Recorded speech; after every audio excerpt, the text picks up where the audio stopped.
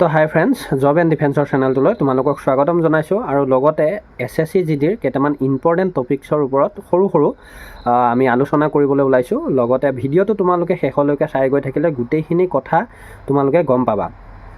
SSC GD pre medical আৰু pre মেডিকেলত কিমান টকা যায় বা প্ৰি মেডিকেল কৰিব লাগে বা নালাগে বা প্ৰি মেডিকেল ফ্ৰীটো হয় নেকি, এই কথাখিনি আমি আলোচনা কৰিম। লগতে SSC GDৰ ফিজিকেল লগতে মেডিকেল কেতিয়া হ'ব বা নৰ্মেলাইজেশ্যন স্ক'ৰ কেতিয়া আহিব, এই ভিডিঅ'টোত তোমালোকে গম পাবা অলপ চলপ ধাৰণা। চ' এটা কথা কওঁ, এতিয়া আমাৰ বহু ল'ৰা ছোৱালী, বিশেষকৈ নতুনখিনি কথা কৈছোঁ, পুৰণাখিনিতো SSC GDৰ যিসকলে ফাইনেল মেৰিট আউট হৈছে তেওঁলোকক আৰু প্ৰি মেডিকেলৰ কোনো প্ৰয়োজন নাই। এনে তোমালোকে ধৰি লোৱা নিজে অলপ চাই যাব পাৰা বা লগতে তোমালোকে গভৰ্ণমেণ্ট হস্পিটেলত গৈ অলপ চলপ দেখুৱাই ল'ব পাৰা। এতিয়া কথা হ'ল, যিসকল নতুন কেণ্ডিডেট তেওঁলোকে এতিয়া কথা হ'ল বহুতে ভাবি আছে যে প্ৰি মেডিকেল কৰিম আৰু প্ৰি মেডিকেলত 2000-3000 টকা এটা খৰচ কৰিম। সঁচাকৈ ক'বলৈ গ'লে প্ৰি মেডিকেল কৰিবও পাৰা আৰু নকৰিলেও SSC GDৰ জব আৰামত হৈ যায়। আৰু লগতে যদি তোমালোকে প্ৰি মেডিকেল কৰা তেতিয়াহ'লে প্ৰি মেডিকেল ফ্ৰীলিও হ'ব পাৰে। কেনেকৈ হ'ব পাৰে মই কৈ আছোঁ শুনা।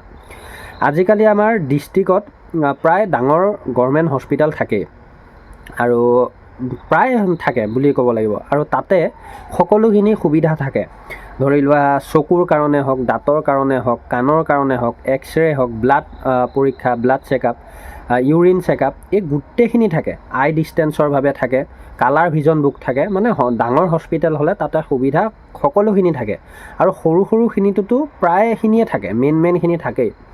গতিকে প্ৰি মেডিকেল বুলি ক'বলৈ যাওঁতে আমি দেহাটোৰ কি দেখুৱাবলগীয়া হয় বা কি আমি দেখুৱাই ল'ব পাৰোঁ, যিটো তোমালোকে মাত্ৰ 30 বা 40 টকা বা 50 বা 100 টকাত তোমালোকে প্ৰি মেডিকেলটো প্ৰপাৰলি হয়। মই নিজে কৰি গৈছোঁ। 2022ৰ ভেকেঞ্চিটোত মই তেনেকৈ প্ৰি মেডিকেল কৰি মই ফিট হৈ আহিছোঁ আৰু তাতে মোৰ কোনো প্ৰব্লেম হোৱা নাই।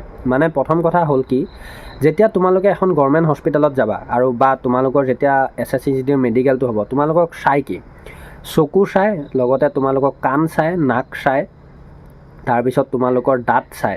মানে ফেচৰ বস্তু বুলি ক'লে এইখিনি, নাকৰ ধৰি লোৱা চাইনাছ চাব আৰু DNSৰ এনেকৈ নাকটো বেকা বা চিধা সেইখিনি চাব। আৰু লগতে তোমালোকৰ বডিৰ বুলি ক'লে হাতৰ এংগল চাব, লগতে ভৰিৰ নকনি চাব আৰু ব্লাড চেকআপ, ইউৰিন চেকআপ এইখিনিয়ে চায়। ফ্লেট ফুট কিবা এইবিলাকতো আছেই বাৰু, সৰু সুৰা সেইখিনি প্ৰায় ল'ৰা ছোৱালীয়ে পাছ কৰে। এতিয়া কথা হ'ল, সেইখিনিকে চাবলৈ প্ৰি মেডিকেল বুলি কওঁতে তোমালোকৰ বহুত টকা আজিকালি গুচি যায়গৈ। কিন্তু যেতিয়া তোমালোকে গভৰ্ণমেণ্ট হস্পিটেলত কৰিবা, তাত তোমালোকে মাত্ৰ এটা টিকট কাটোতে 30 টকা বা 50 টকা ল'ব আৰু তাৰপিছত তোমালোকৰ গোটেইখিনি বস্তু ফ্ৰী থাকিব। খালি যদি তোমালোকৰ কিবা এটা প্ৰব্লেম ওলায়, বোলে দাঁতৰ ফ্লাপ কৰিব লাগিব বা কাণৰ কিবা চাফা কৰিব লাগিব বা চকুৰ কিবা প্ৰব্লেম আছে, তেতিয়া তেওঁলোকে যিখিনি ঔষধ দিব সেইখিনি নিজে কিনিব লাগিব। বা যদি ট্ৰিটমেণ্ট কৰিব লাগে বুলি কয়, তেতিয়া তোমালোকে গভৰ্ণমেণ্টত নকৰিলেও প্ৰাইভেটত কৰিলে তেতিয়া তোমালোকৰ পাৰ্চনেলি ধৰি লোৱা অলপ টকা পইচা খৰচ হ'ব পাৰে, আৰু যিটো তোমালোকে চাকৰি বুলি নহয় এনেও কৰিবলগীয়া হয়। গতিকে মই জনাত তোমালোকৰ মাত্ৰ 30ৰ পৰা 50 টকাৰ ভিতৰত প্ৰি মেডিকেলটো সম্পূৰ্ণৰূপেৰে হৈ যায়, আৰু এইটো কথা মই ডাঠি ক'ব পাৰোঁ। আৰু তাতে তোমালোকে 2-3 হাজাৰ টকা খৰচ কৰি তোমালোকে এখন জেগাৰ পৰা এটা ঠাইৰ পৰা এটা ঠাইত গৈ পেলাই প্ৰি মেডিকেল কৰি তোমালোকে বহুত টকা পইচা খৰচ কৰাৰ মোৰ মতে প্ৰয়োজন নাই। আৰু তাৰপিছত মই যদি কওঁ, এতিয়া আমাৰ ফিজিকেল ডেট বা মেডিকেল ডেট কেতিয়াও অহাৰ সম্ভাৱনা বেছি। চোৱা, নৰ্মেলাইজেশ্যন মাৰ্কটো যেতিয়াই তেতিয়া আহি যাব পাৰে, 5 দিন, 10 দিন বা 20 দিন বা এমাহ আহিবই। কিন্তু আমাৰ যদি প্ৰচেছকেইটা একেলগে হয় তেতিয়াহ'লেতো এই ভেকেঞ্চিটো অলপ পিছুৱাবই লাগিব, কাৰণ সেইটো সময় আছে। যিহেতু এইটো ভেকেঞ্চি কমপ্লিট কৰি দিলেই নহ'ব, ট্ৰেইনিং যিহেতু চলি আছে, ট্ৰেইনিং চেণ্টাৰো খালী থাকিব লাগিব। আৰু যদি এক্সট্ৰা হয় তেতিয়াহ'লে এইটো যিহেতু মাৰ্চ চলি আছে, এপ্ৰিল বাদ দি মে' জুনৰ ভিতৰত আমাৰ ফিজিকেল যেনেকৈ নহওক হ'ব, আৰু তাৰপিছত অক্টোবৰৰ ভিতৰত আমাৰ মেডিকেল চলিব বা নৱেম্বৰলৈকে চলিব। গতিকে আমাৰ যেনেকৈ নহওক ডিচেম্বৰত কমপ্লিট হয়, ডিচেম্বৰ টু জানুৱাৰীৰ ভিতৰত আমাৰ ধৰি লোৱা ফাইনেল ৰিজাল্ট, লগতে আমাৰ এপইণ্টমেণ্ট লেটাৰ দিয়াৰ সুবিধা কৰিব। চ' এইটো ভেকেঞ্চি তেতিয়ালৈকে যাব, আৰু ছোৱালী ল'ৰা সমানে প্ৰিপাৰেশ্যন চলোৱা, medical to physical running start কৰা হ'ব, আৰু খুব সোনকালে নৰ্মেলাইজেশ্যন স্ক'ৰো হ'ব। আৰু ছোৱালীবিলাকৰ এইবাৰ কাট অফৰ ওপৰত এটা প্ৰভাৱ পৰিব। এইটো কথা মই কিয় ক'ব বিচাৰোঁ, কাৰণ পোষ্ট কম আৰু আজিকালি ছোৱালীও বঢ়িয়া মানে ভাল এটা মাৰ্ক উঠাবলৈ সক্ষম হয়।